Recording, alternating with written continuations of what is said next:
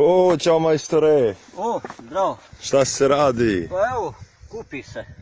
Šta se kupi? Pa banane. Opet banane? Da, pa nikako već kraju tim bananama ili majmun. Ima mnogo.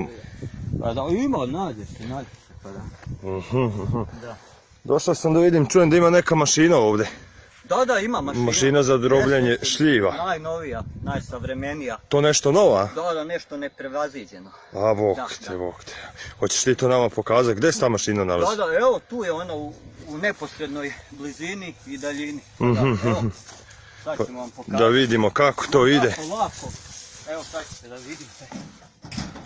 To baš tako ide? Da, tako. Da.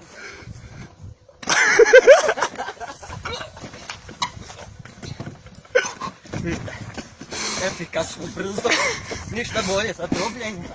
Gledajte.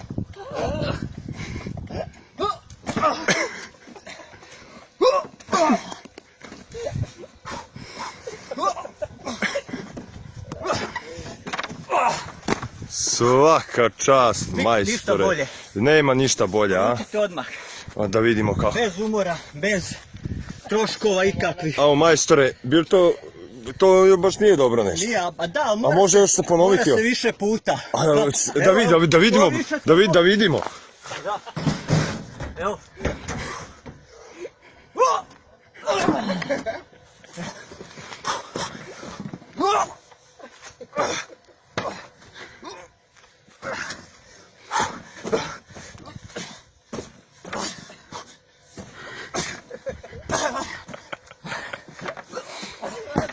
Svaka čast.